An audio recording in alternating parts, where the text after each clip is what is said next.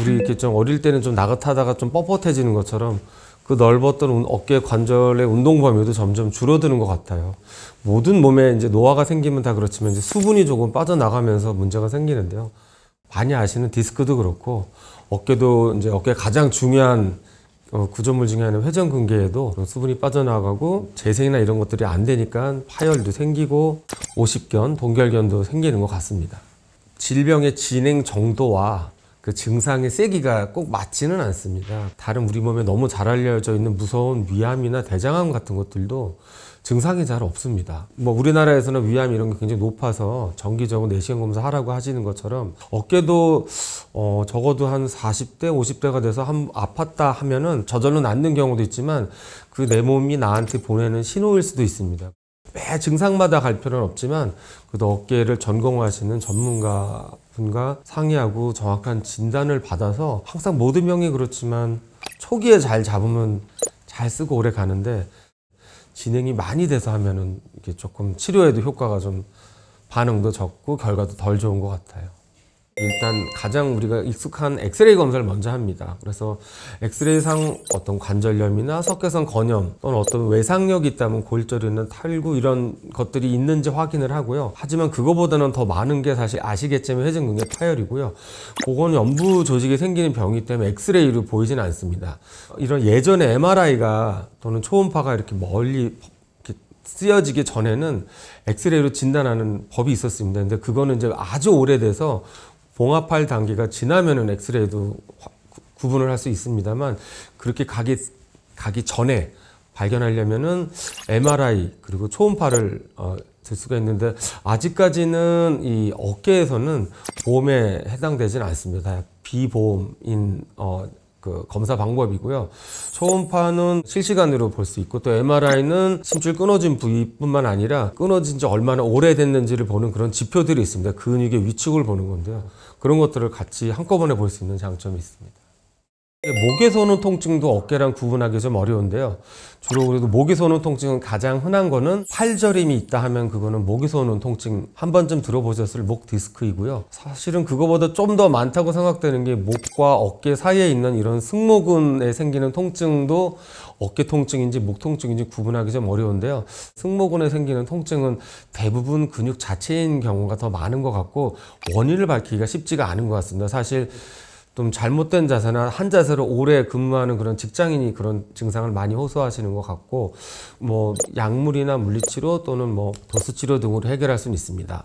정형외과 이외적으로도 또 어깨가 아플 수 있는 증상 아마 들어보셨을 것 같은데 심근경색도 이 등이나 어깨 쪽으로도 증상이 일어날 수도 있고 폐 상부에 생기는 암 또한 등이나 어깨 쪽으로 또 증상을 일으킬 수 있어서 그럼 등 아프면 내과 가서 진료를 봐야 되나 하는 건 꼭 그런 건 아니겠지만 그래도 정형외과 가서 원인을 못 찾는 통증이라고 하면 한 번쯤은 의심해 보는 것도 좋을 것 같습니다.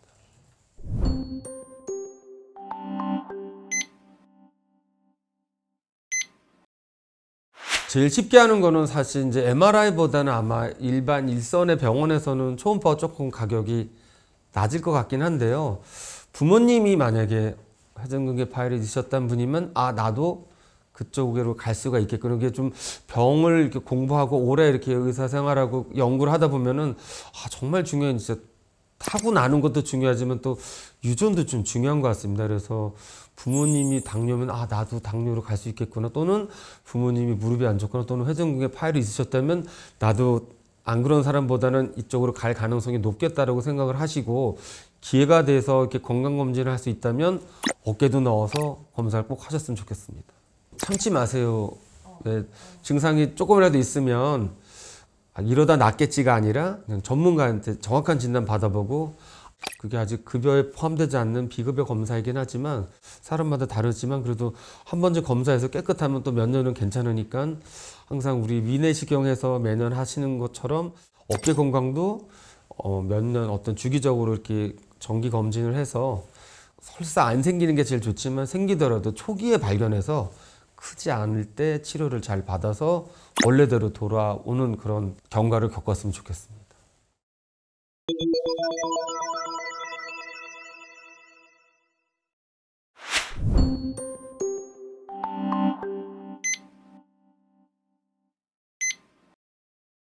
오십견은 이제 의학 용어로는 유착성 관절낭염이라고 합니다. 50대에 많이 겪어서 오십견이라고 하고, 또 의학 용어로는 그냥 동결견, 영어로는 frozen shoulder라고 해서 동결견이라고 하고요.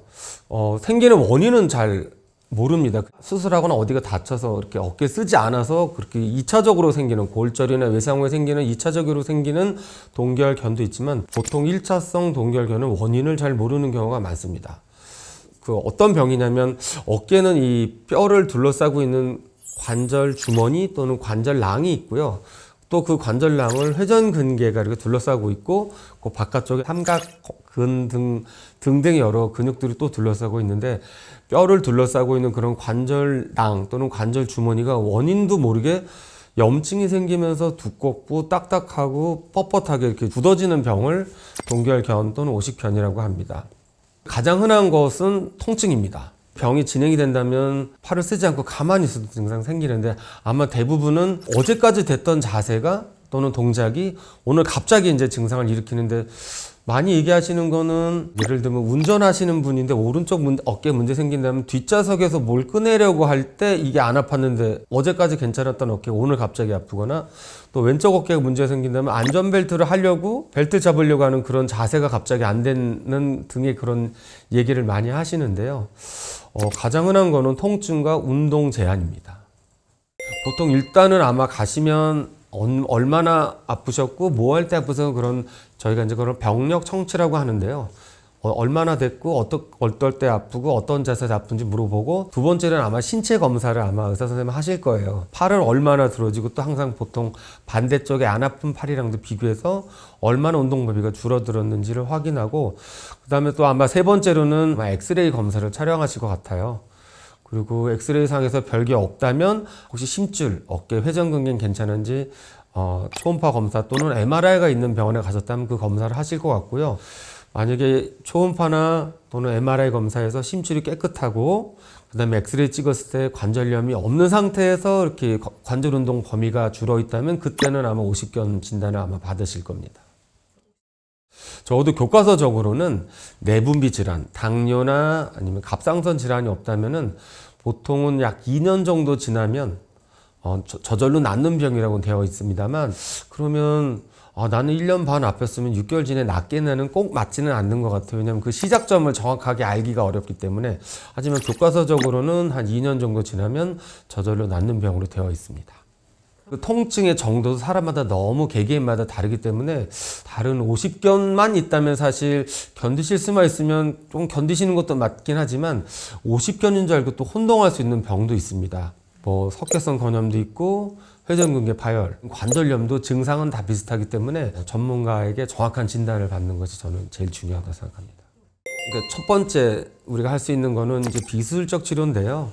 보통 가장 흔하게 있는 진통 소염제 약물을 쓸 수가 있고, 좀 그거보다는 조금 더 효과가 빠르고, 또 환자가 조금 일상생활에 또 빨리 복귀할 수 있고 빨리 증상을 좋게 하려면은 아마 스테로이드 주사를 아마 초음파 유도 하에 어깨 관절 안에 초음파 보면서 아마 스테로이드 주사를 하실 것 같고, 가장 중요한 건 본인 스스로 하는 스트레칭 운동이고, 물리치료를 또 같이 병행해서 통증을 줄이고 회복을 빨리 돕는 여러 물리치료를 할 수 있을 것 같습니다.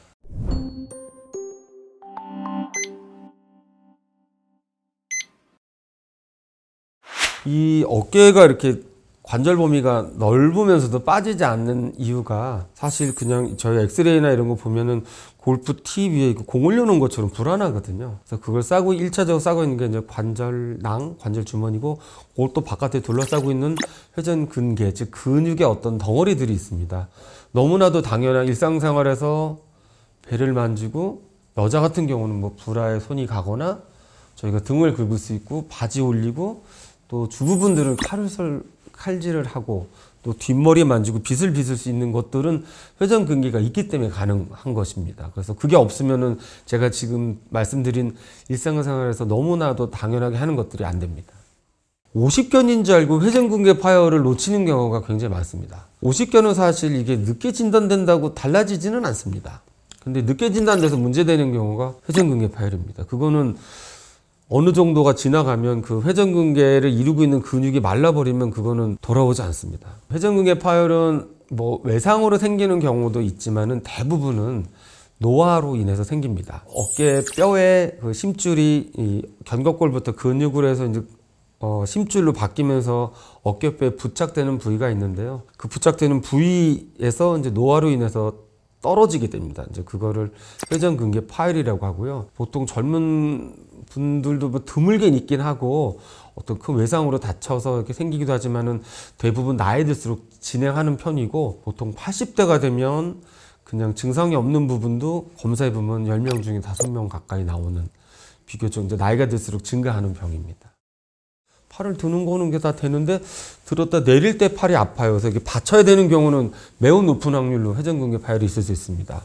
그거는 많이 진행했다는 걸 시사하는 소견이거나 아니면 그 회전근개도 어떤 좀 굉장히 좀 영어로 이제 크리티컬 굉장히 중요한 부분이 있습니다. 그 현수교로 치면은 이런 케이블이 아니라 그 기둥에 해당되는 부분이 파열이 생기면은 범위가 크지 않아도 굉장히 증상이 심하게 나오고 심지어는 팔을 이렇게 못 드시는 분들이 있습니다. 그거는 이미 너무 많이 진행해서 봉합이 불가한 경우에는 팔을 아예 의사가 들어주면은 이렇게 올라는 가는데 내가 혼자서 못 내리거나 혼자 아예 못 올리는 그런 능동적인 거상이나 팔 드는 것이 안 될 때는 회전근개 파열을 매우 의심된다고 할 수 있습니다. 네, 그 똑같은 질문을 이제 외래에서 환자들한테 많이 받는데요. 그럴 때마다 이제 드리는 게 저절로 낫지 않는 이유가 이게 노화로 생기기 때문에 그렇습니다. 그래서 제가 환자들한테 설명할 때 저희가 이제 과일 중에 이제 사과를 깎고 오래 보관하려고 냉장고에 넣어놓고 저희가 랩도 하고 드는데 시간이 지나면 이제 갈색으로 조금씩 변하지 않습니까? 근데 일단 갈색으로 변하면 어떤 일이 생겨도 그게 도로 싱싱해지지 않는 것처럼 회전근개 파열도 진행 속도는 사람마다 다르지만 일단 시작되면 그게 되돌려지지는 않습니다.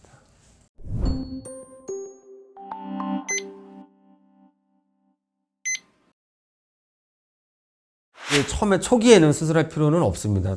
마찬가지로 암이나 이런 생명을 위협하는 게 아닌 이런 그냥 나이가 들면서 생기는 노화와 관련된 질환은 급하게 수술할 필요도 없고 첫 번째 치료는 비수적 치료를 해보는데요. 근데 파열이 생기면 뭐 아까 말씀드렸지만 좀 그 진행되는 속도의 차이지 결국은 그게 파열이 조금씩 진행합니다. 그래서 응급수술도 아니고 급하게 할 필요는 없지만 그래도 너무 또 오래 두면은 어떤 선을 넘으면 이거는 좋은 결과를 얻기에 어려운 경우가 생깁니다. 회전근개가 이렇게 붙어 있어야 되는데 조금씩 파열이 생기면서 원래 붙어 있던 데도 점점 안쪽으로 들어가게 됩니다. 그러면 이걸 원래대로 붙여줘야 되는데 너무 안으로 들어가면 제 소매를 당기는 것처럼 가까이 있을 때는 이렇게 붙이기가 좋지만 너무 안으로 들어가면 억지로 당겨서 하면은 봉합술 해도 유지하기가 어렵고 버티지를 못하는 경우가 많습니다. 그래서 결국은 시간의 문제지 파열이 생기면 대부분 수술적 치료로 끝날 가능성이 매우 높습니다. 아마 대한민국에서의 대부분의 어깨 회전근개 봉합술은 다 내시경으로 이루어질 겁니다. 찢어진 부위나 정도에 따라 다르지만 아마 30분에서 1시간 반 정도 시간이 걸리는 수술이고 원래 심줄이 붙어있는 부위에서 이렇게 떨어져서 안쪽으로 들어갔다면 원래 해부학적 위치에 복원시켜주는 그걸 이제 회전근개 봉합술이라고 합니다. 모든 관절은 이제 관절염이 오면 그 망가진 연골을 없애고 소위 금속으로 다 이렇게 바꾸는 치환하는 인공관절 치환술이 있는데요. 어깨도 심줄이 건강할 때 하는 인공관절이 있고요. 건강하지 않을 때 또 심줄이 없을 때 하는 인공관절이 있습니다. 심줄이 건강할 때는 정말 그 어깨에 생긴 모양에 따라서 골프 티 위에 공이 올려 있는 것 같이 그 부위만 메탈 또는 폴리에틸렌이라는 약간 일반인 보기에는 플라스틱 같이 생긴 거로 그렇게 관절을 만들어줘서 노화가 일어난 망가진 연골을 이렇게 대체해 주는데요.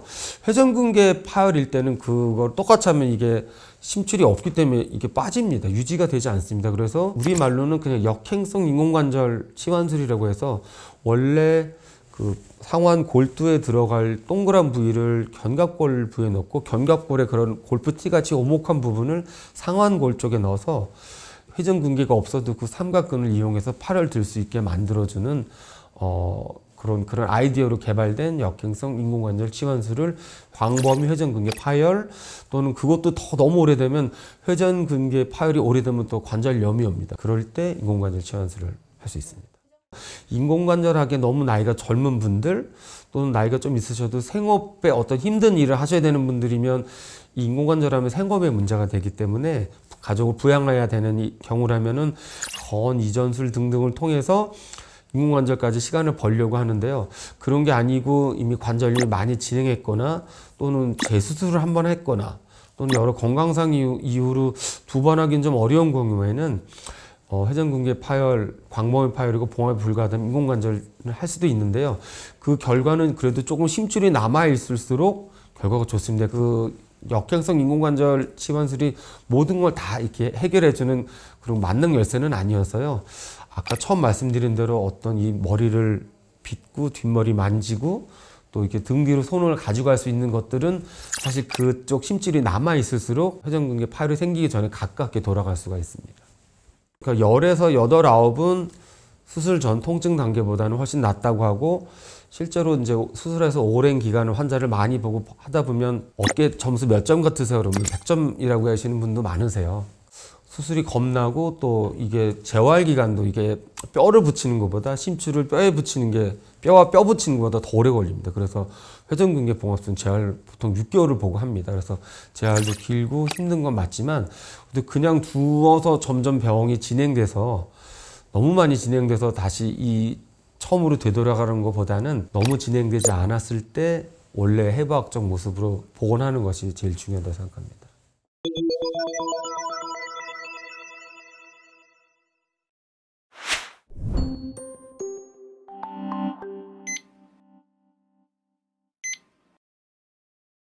멀쩡하게 지나다가 어제부터 좀 이상하게 아프네 하다가 갑자기 그 속도도 정말 병원 안 가고 못 베길 정도로 어깨 건들지도 못하게 아플 정도고 아 이거 응급실 가봐야겠다라고 생각할 느낌이 든다면 거의 100% 같고요. 그냥 거의 회전근개에 생기는 석회성 건염일 겁니다. 그 외래로 오는 환자들 보면 정말 땀을 뻘뻘 흘리면서 건들지도 못하게 하는데요. 그렇게 급성 석회성 건염은 굉장히 큰 통증을 동반하기도 합니다. 그 석회성 건염은 생기는 위치마다 좀 다르긴 한데 대부분 회전근개 안에 생깁니다. 왜 생겨야 하면 또 원인이 너무 많아서요. 여러 이유 등으로 석회가 생기는데 실제로 또 보면 나도 모르게 생겼다 없어지는 경우도 있는데요. 다른 것 때문에 찍었더니 석회 있네 하면서 증상이 없는 석회도 굉장히 많고 증상이 없는 석회는 사실 아무것도 안 해도 됩니다. 그냥 같이 살아도 아무 문제 없는데요. 이게 꽤 아팠는데 3년 아파서 보니까는 석회성 건염이 있거나 또 그게 그냥 그대로 잘 지냈는데 어느 날 그게 이제 갑자기 성을 내는 경우도 있습니다. 그런 건 이제 급성 석회성 건염이라고 하는데요. 그런 경우는 이제 아픈 이유는 그 심줄 안에 생기면 걔네들이 막 염증을 일으키면서 압력이 높아지는데요. 압력이 빠져나갈 데가 없으니까 그 제한된 공간에서 막 올라가니까 그래서 통증이 심한 거거든요. 그래서 응급실을 찾을 때 다친 적 없는데 어깨 아프다 그러면 거의 급성 석회성 건염일 경우가 많습니다. 보통 아까 말씀드린 대로 그 심줄 안에서 막 압력이 높아지니까 그건 이제 그거를 할 줄 아는 저희가 선생님이라면 초음파 보면서 조금 굵은 바늘 넣고 압력을 터주기만 해도 살 것 같다고 하고요.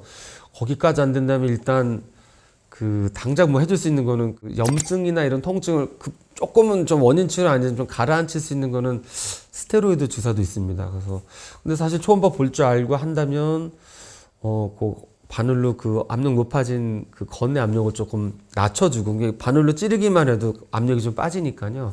그렇게 해주고 스테로이드 주사 이렇게 안에 어깨 주사 해주면은 환자 살 것 같다고 하죠. 그거가 이제 저절로 없어지는 경우도 있지만 또 이렇게 뭐 충격파 치료나 또는 수술적 치료까지 가는 경우도 있습니다.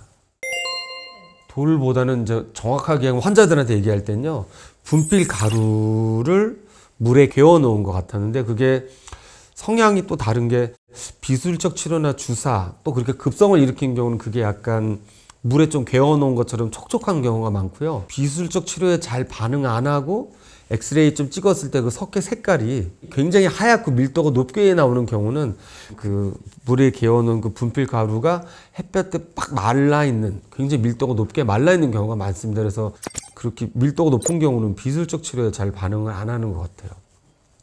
그런 경우 수술 가는 경우가 많고 또 사이즈에 따라 좀 다르긴 한데요. 주사만으로도 해결되는 경우도 있고 그렇습니다.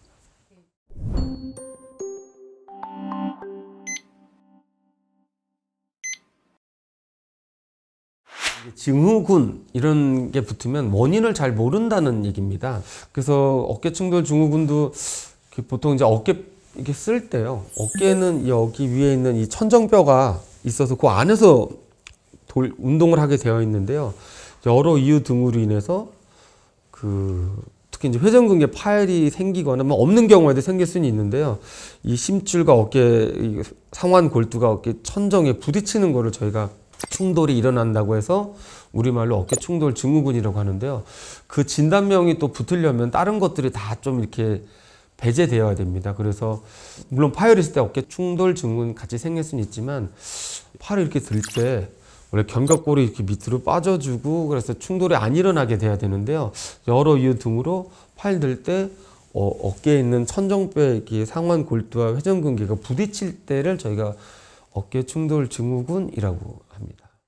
원인은 잘 모르는데요. 그냥 일례로 쉽게 하면은 회전근개 파열이 생기면은 이 위쪽에서 좀 잡아줘야 되는데 위쪽 파열이 생기면서 불안정성이 조금 생기면 또 천정이 부딪힐 수 있고요. 또 하나는 저희가 이렇게 팔을 이렇게 들을 때 이 견갑골이 좀 밑으로 내려가면서 충돌이 안 일어나게 해야 됩니다. 이걸 딱 잡고 하면 팔이 안 올라가집니다. 걸려서. 그래서 팔 들 때 견갑골이 아래쪽으로 좀 빠져줘야 되는데 또 그게 왜 안 빠져지는지 원인은 또 너무 많아서요. 그럴 때 또 덜 빠져져서 이 견갑골에 있는 천정 있는 부분에 부딪혀서 충돌이 일어나기도 합니다. 대부분 증상이 없다면 이제 의사 선생님은 찾지 않으니까 내가 있는지도 모르는데요.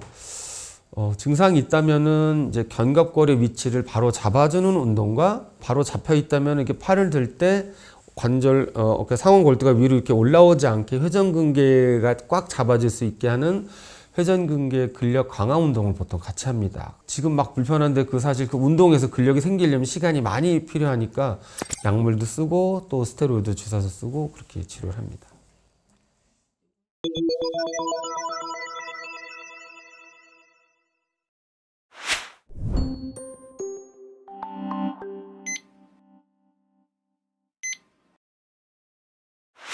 아프지 않은 선에서는 운동하셔도 됩니다.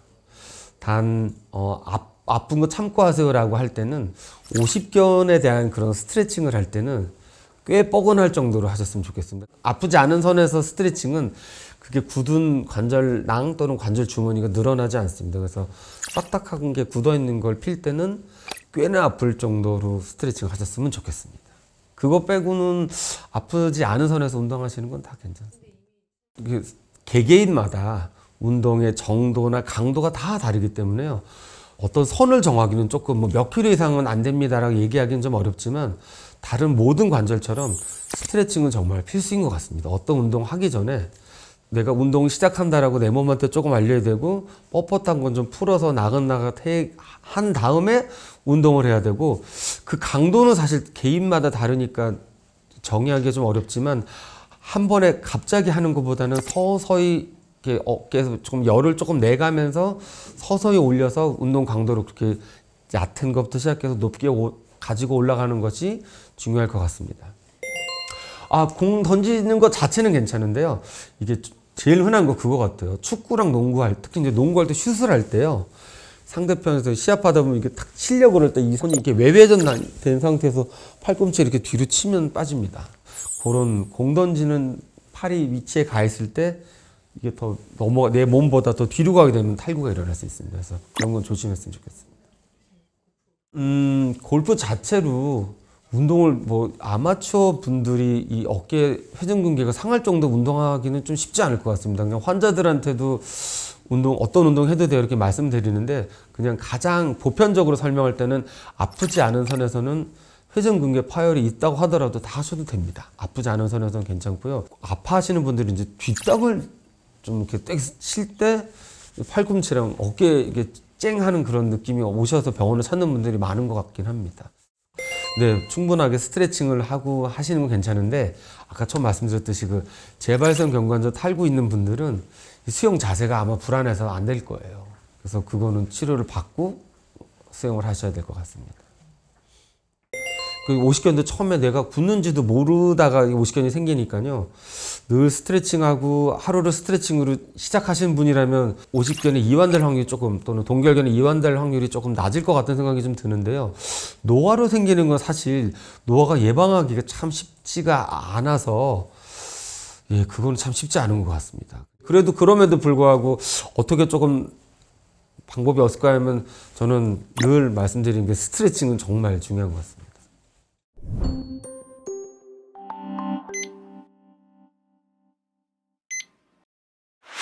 네, 그래서 집에서 할 수 있는 오십견 치료 스트레칭 방법을 한번 보여드릴게요. 이거는 아마 식탁에서 하시면 힘드시고요.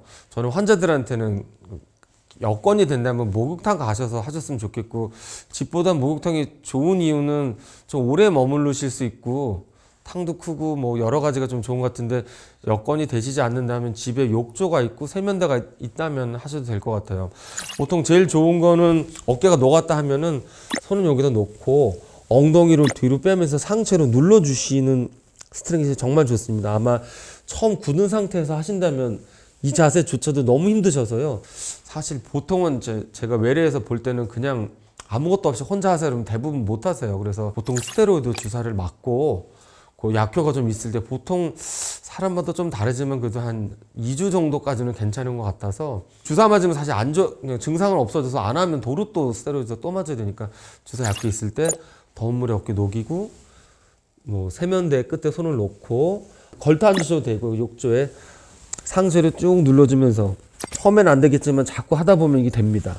외래에서 환자분들이 목욕탕에서는 되는데 나오면 잘 안 된다고 하는데 결국 반복하다 보면 됩니다. 끝까지 잘 안 풀리는 게 내회전인데요. 제가 등 돌아서 보면 환자들한테는 열중셔 운동이라고 하는데요. 오십견 심한 분들 이게 등에 손이 안 갑니다. 그래서 이거를 잡아줘서 어깨에 물론 이제 따뜻하게 녹이고 해야 되는데, 잡아줘서 이렇게 올려주는 운동을 해야 되는데 아마 처음엔 이 손이 가지도 않으실 거예요. 너무 이 뒤쪽으로 아예 안 가지니까. 그래서 수건 같은 거를 이렇게 잡아서 끌어당겨서 이렇게 놓은 다음에, 요것도 마찬가지로 매우 아파서 따뜻하게 어깨 녹이고 하시고 아니면 물속에서 하셔도 되는데요. 어깨까지 담그고 요거 이렇게 조금씩 올려주는, 이것도 처음에는 막 여기까지 가지도 않을 겁니다. 이 허리까지 가지도 않을 건데 하다 보면 늘어나고요.